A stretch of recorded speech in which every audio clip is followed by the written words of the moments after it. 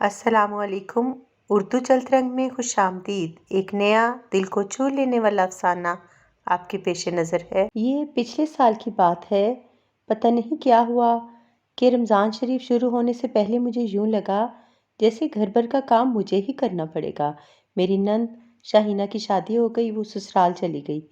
मेरी देवरानी छिला करने अपने मेके चली गई और घर में काम करने वाली सिर्फ मैं रह गई। अल्लाह, सारा रमज़ान शरीफ कैसे गुजरेगा? मैं रोज़े कैसे रखूंगी? किचन में जाकर इतनी गर्मी में अफ्तारी तैयार करना किसी जहाज से कम नहीं था। ऊपर से सबकी अलग अलग पसंद नापसंद।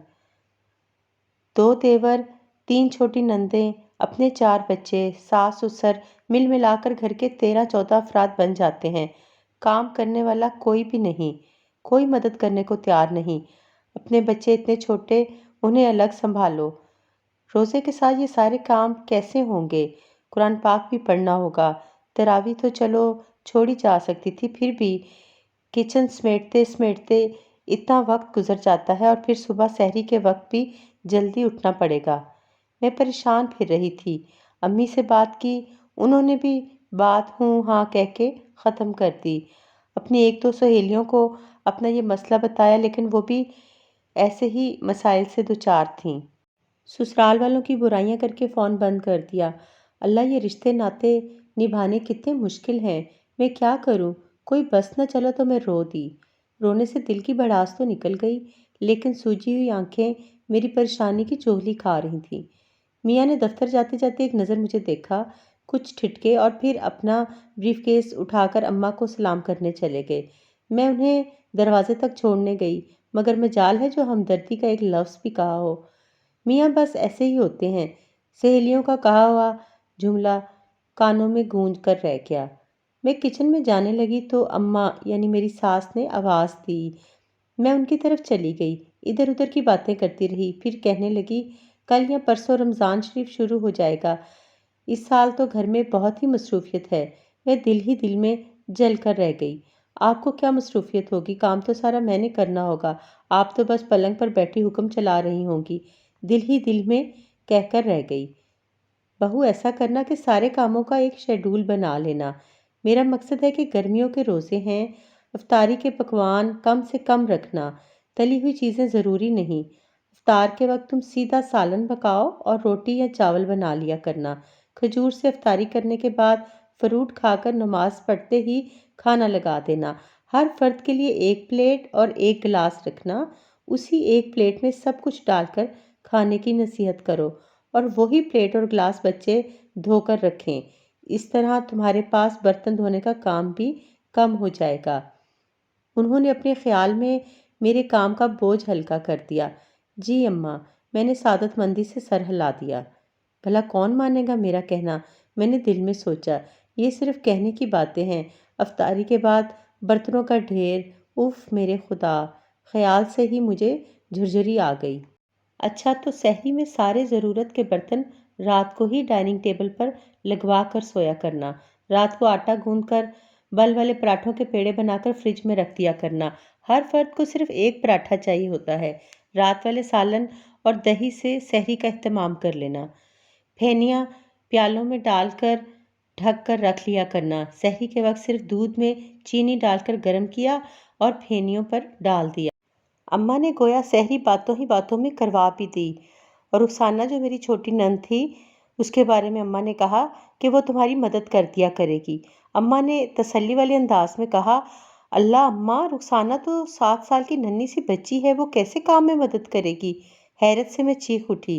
ये तुम मुझ पर छोड़ दो, उन्होंने अच्छे से कहा।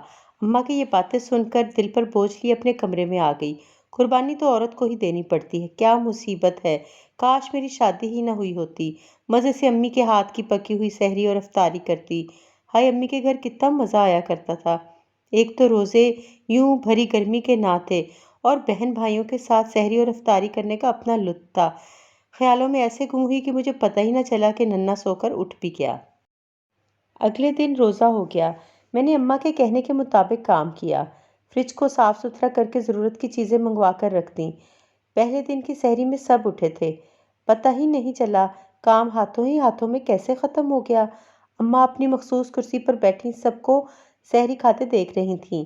کس کو کس چیز کی ضرورت ہے اور وہ اسے کیسے خود لے سکتا ہے، بتاتی جاتی تھیں۔ انہوں نے خود روزہ نہیں رکھنا تھا کیونکہ وہ بیمار تھیں اور ڈاکٹرز نے انہیں روزہ رکھنے سے منع کیا تھا۔ فجر کی نماز پڑھ کر میرے پاس اتنا وقت تھا کہ چھوٹے بچوں کے اٹھنے سے پہلے میں ایک سپارہ پڑھ سکتی تھی۔ ابھی تو پہلا دن ہے، میں نے احتیاطاً زیادہ قرآن پاک پڑھا۔ دن نارمل گزر گیا۔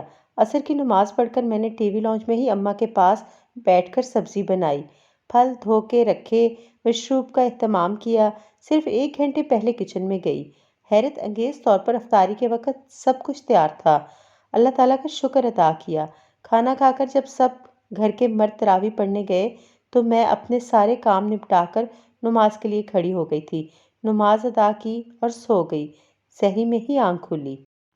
سارا رمضان شریف بہت سکھ سے گزر گیا، پتہ بھی نہ چلا۔ چاند رات آ گئی۔ اماں بچوں کے کپڑے لیے بیٹھی تھیں۔ ان کے پاس بیٹھے ہوئے بچے چہک رہے تھے۔ کسی کے جوتے نہیں آئے تھے، کسی کو مہندی کی ضرورت تھی، کسی کا دوپٹہ میچ نہیں کر رہا تھا۔ ایک ہنگامہ مچایا ہوا تھا بچوں نے۔ میں اور اماں ان مسائل کو حل کرنے میں مصروف تھے، ساتھ ہی ساتھ گھر کی صفائی کی بھی فکر تھی۔ میں ڈائننگ ٹیبل پر عید کے لیے نئے برتن نکال کر رکھنے میں مصروف تھی۔ اماں شیر خورمہ بنانے کے لیے چھوہارے، بادام اور کشمش صاف کر رہی تھیں۔ ہائے اللہ، ابھی تو شیر خورمہ میں ڈالنے کے لیے تھوڑے سے چاول بھی تو بھگونے تھے۔ سفید چنے بھی بھگو دینا، آلو چنے کی چاٹ بنے گی، اور ہاں، پکوڑے بنانے کے لیے بیسن ضرور بھگو کر رکھنا۔ میٹھا کھا کھا کر کچھ چٹپٹا کھانے کو دل چاہتا ہے۔ اماں نے یاد دلایا۔ پاس ہی بیٹھے ہوئے بچوں نے مہندی بھی لگانی شروع کر دی۔ اماں، آپ نے بازار سے کچھ منگوانا ہے؟ میں نے چادر اوڑھتے ہوئے اماں سے پوچھا۔ اماں نے ڈھیر ساری چیزیں بتا دیں، کسی کی چوڑیاں، کسی کا میچنگ دوپٹہ، کسی کے جوتے، اور یوں گھر کے بیشتر افراد نے گاڑی میں بھر کر بازار کا رخ کیا۔ بازار میں رش بھی بہت تھا۔ شاپنگ کے ساتھ ساتھ جب کوئی جاننے والی مل جاتی تو گپ شپ کا اور ہی مزہ آیا۔ بچوں نے آئس کریم کھائی۔ کافی دیر بعد گھر پہنچے تو سب گھر کے افراد سو چکے تھے۔ بچے بھی راستے میں سو گئے تھے۔ ہم نے بھی سونے کی جلدی کی۔ اگلے دن عید تھی۔ صبح سویرے میری آنکھ کھل گئی۔ نماز پڑھ کے میں شیر خورمہ بنانے لگ گئی۔ بچے بھی جلدی جاگ گئے۔ چاند رات کی خوشی کا ایک نشہ تھا جو ان کی آنکھوں سے جھلک رہا تھا۔ مسرت اور سرشاری چھلکی پڑ رہی تھی۔ وہ آنکھیں ملتے ہوئے اٹھ رہے تھے۔ کسی کو اپنے نئے جوتے کی فکر تھی جو چاند رات کو ہی لیا گیا تھا، اور سرہانے رکھ کر سوئے تھے۔ کوئی اپنی سوکھی مہندی اتار کر لال لال ہاتھ مجھے دکھا رہی تھی اور میں انہیں چوم رہی تھی۔ کوئی ہینگر میں سوٹ لٹکائے دوپٹے کی میچنگ چیک کر رہی تھی، اور تو اور 6 ماہ کا ننھا بیٹا بڑے ہی خوشگوار موڈ میں جاگا تھا، جسے اس کا بڑا بھائی عید مبارک کہہ رہا تھا۔ میں بے اختیار نم آنکھوں کے ساتھ اماں کے گلے لگ گئی۔ اتنی ساری خوشیوں کو منظم کرنے کا بہت بہت شکریہ اماں، اور اماں مسکرا دیں۔